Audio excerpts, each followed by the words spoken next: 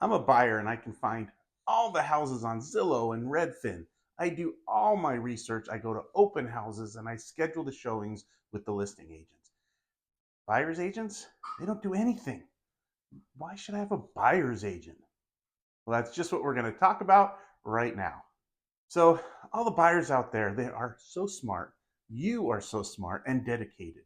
You're doing your job better than many buyer's agents. And the reason for that is that you're zeroing in on exactly what you want. You're focusing specifically on a certain neighborhood, a price point, or maybe a bedroom count. And you're on some real estate website doing all the work trying to find a home.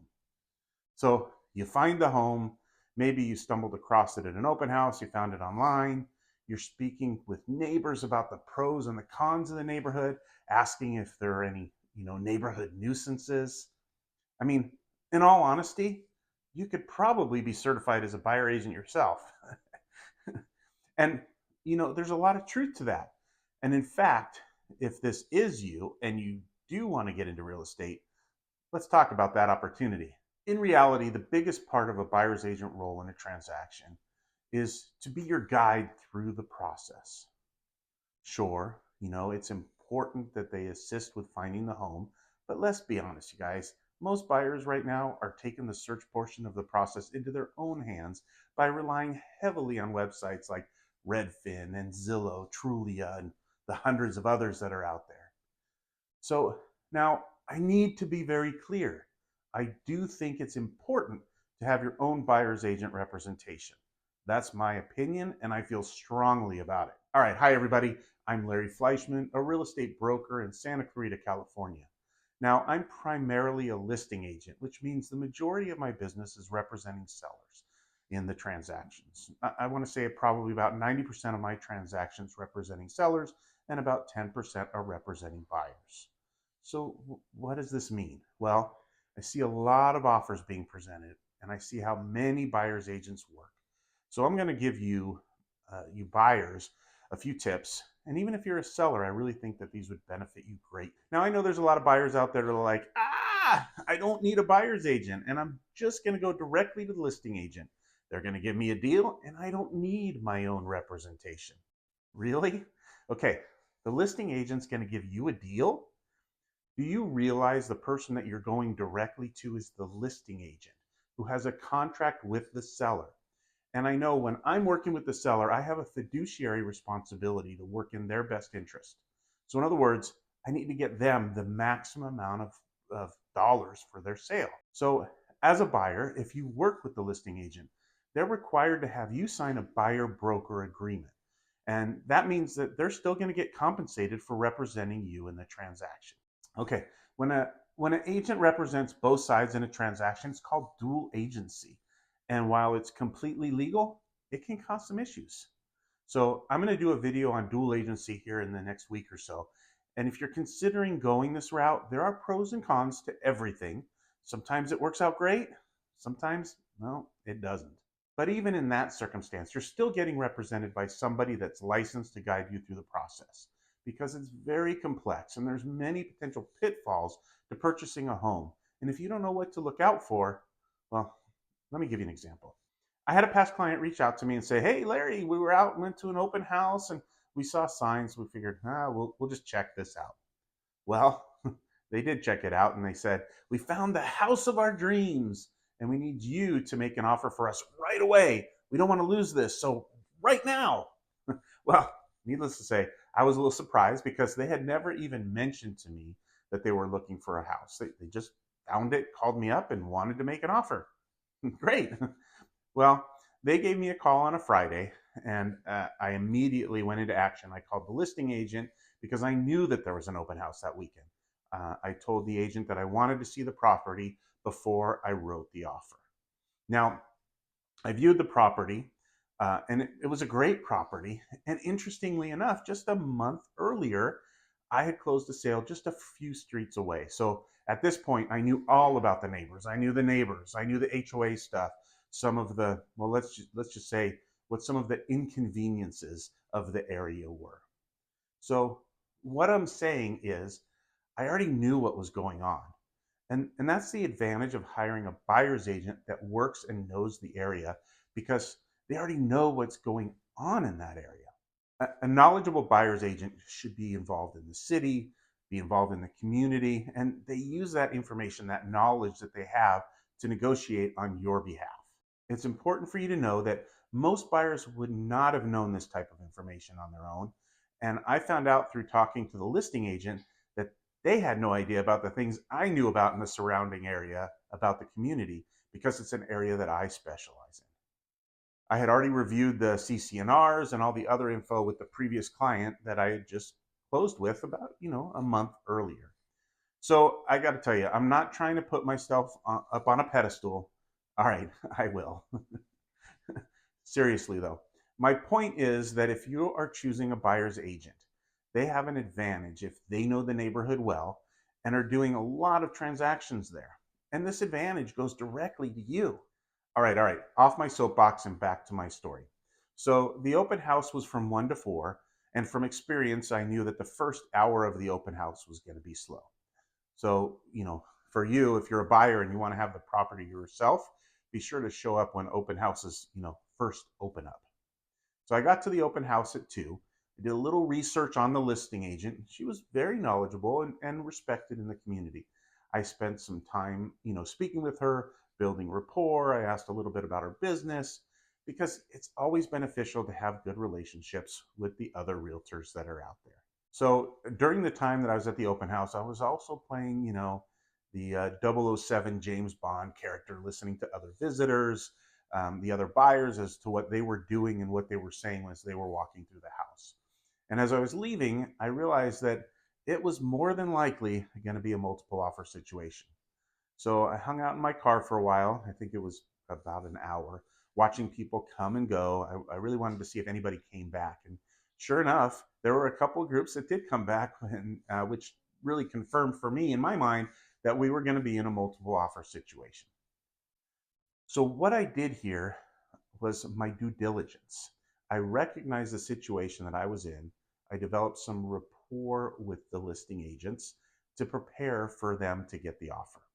Now, as I said, my clients loved the house. So, of course, we made the offer.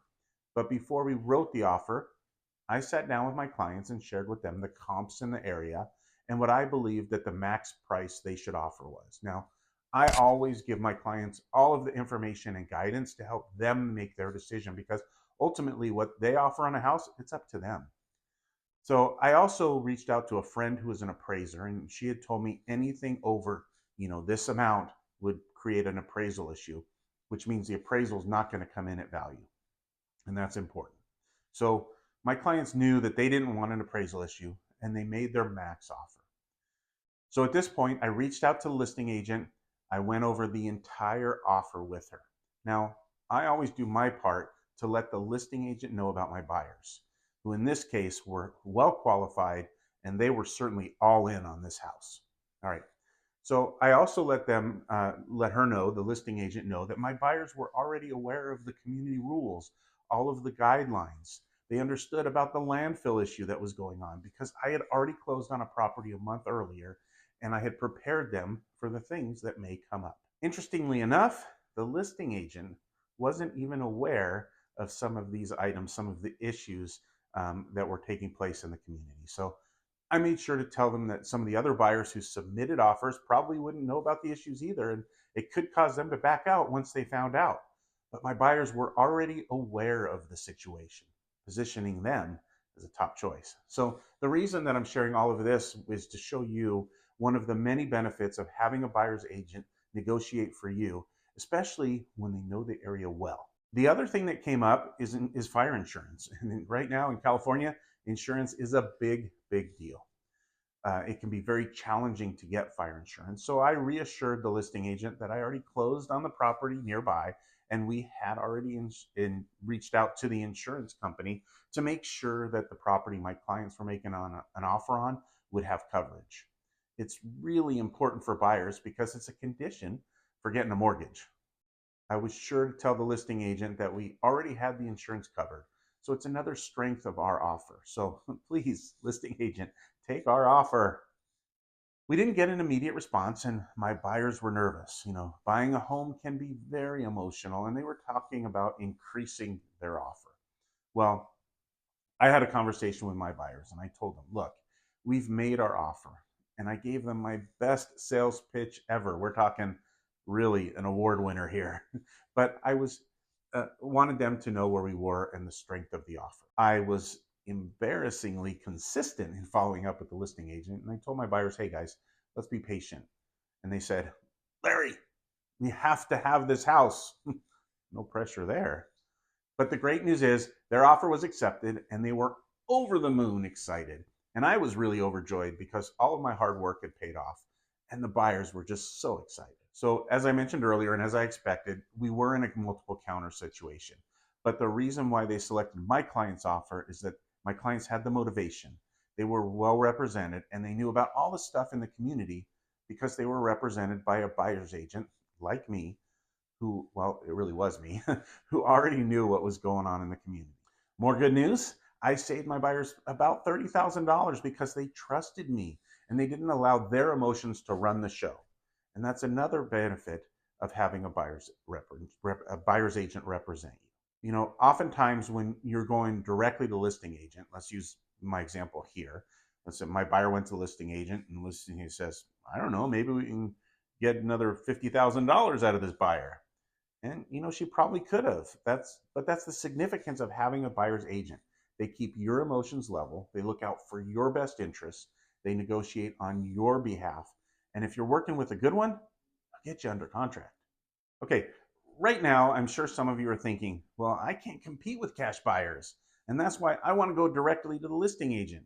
I don't care how good of a buyer's agent you are. There's no way that you're going to get my deal accepted. Well, let me tell you something. In the story I just shared, there were two other cash offers. They were all cash on the table, but they selected our offer. Why? Because they saw the motivation.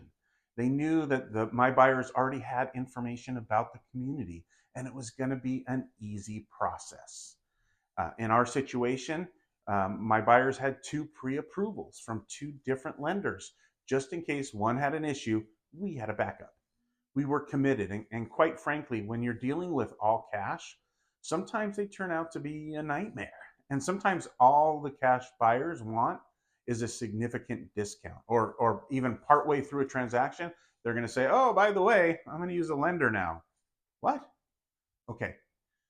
It can happen, but your agent is going to have to create a clear vision for a smooth, successful close for the listing team if they're doing their job. And you want someone that's going to do their job right. Okay, so here we are. Now we have an accepted contract. Well, let me tell you something. That's just the beginning. It's time to go into overdrive on the buyer's agent's side. All right. The buyer's agent is going to help you with all of your home inspections, your termite inspection, your plumbing inspections, your roof inspections. They're going to help you, if you don't know where to find them, they're going to help you find those professionals and they're going to help you schedule them. The seller is going to be providing you with disclosures, and your buyer's agent is going to go through them with you. Let me tell you, when we get to the closing paperwork, it's like 3 inches thick. There's just no way as a buyer, especially as a first-time buyer that's buying a house, knows all of these documents, let alone what documents they should be receiving. Most buyer's agents understand these documents, and if they don't, oh no, then you shouldn't have hired them. You need that help. You need that guidance. There's a lot of legalities that go on through the buying process. So, after the inspections, there are repair requests that need to be negotiated, and you need someone with the strength and ability to negotiate those for you. And your buyer's agent really should be that person and that advocate on your behalf. Okay, what about the lender you're using? Do you think they're on top of the process and sending everything needed? Well, that would be great. I hope so. But I can tell you that as a buyer's agent, we're constantly in contact working with the lender, asking them for updates. Hey, where's the appraisal? Did it come in at value? Did you order the condo cert? Are there any conditions on the loan? When are the closing disclosures going out? There are so many different things going on in a transaction. And as a buyer's agent, we're working tons of different angles for you. And we're also coordinating with escrow. So, there's a lot happening. And well, here's the skinny, right? If you're a buyer, you have to have an advocate in your corner to make sure that you're on track. Now, as I said earlier, I am a huge advocate of buyers having their own buyer's representation, and I don't care who's paying for it, the seller, the buyer, it doesn't matter. But as a buyer, you've got to have your own advocate walking you through the process. This is a very big investment for people who are purchasing homes, and especially first-time home buyers. You know, um, I may upset some folks here, but you need someone who is on top of it and who does a really good job for you and is on your side. Unfortunately, I've seen agents who aren't top notch. They're not trained and they're not advocating their buyers. There's a lot of people out there who are saying buyer's agents are worthless. And I'll tell you, some of them may be. But I will tell you this, there are some amazing buyer's agents out there. And you need to find those agents to represent you. The educated, the knowledgeable ones, the ones who stay on top of their craft, the ones that will hang out at open houses to make sure that you have the best advantage. Those are the agents that you want to find to advocate for you. Okay, so many buyers out there are doing the research to find their house and research the neighborhoods, and you want to take that same dedication and that same focus to find your buyer's agent. Look, it's seriously that important. You have got to find an agent who can do the job and do it right for you. And for you sellers out there who are saying, well, hey, I'm not participating. I don't want to pay for the buyer's agent commission. And I'm sick of being taken advantage of. All those realtors making too much money. I've actually heard people saying things like that. Well, let me tell you something, Mr. or Mrs. Seller. If you're out there, we live in a free country and you can sell your home without a listing agent or without a buyer's agent. And you're not required to pay a penny to an agent. People do it every day. I just want you to understand this. About 6 months to a year ago, all of the properties being sold had paid a buyer's agent from the proceeds in their closing amount. So if you're thinking about not including a concession for the buyer's agent commission, it's more than likely that you're going to get offers that are lower because they are now not like kind offers. So that means that they don't have the same concession amounts as the one that had recently sold in your community. So those prices that you looked at from several months ago might not be realistic today. The buyer's agents are valuable to both sides of a real estate transaction, and I would advise recognizing that to ensure a smooth transaction and get the maximum sales price. All right, I know this was a ton of info, you guys, but if you're looking for an agent in Southern California, my team and we would love to help you.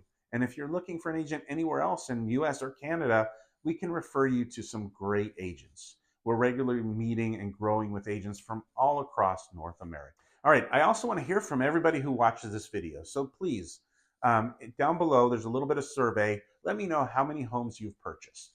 So for A, this is my first home. B, this is my second home. C, I've purchased more than 2 homes. And then I'll put everything together and I'll share those results for everybody in my next video. Hey, thanks again for watching, for liking, and for subscribing. And remember, for all things real estate, sell or buy, Larry's your guy.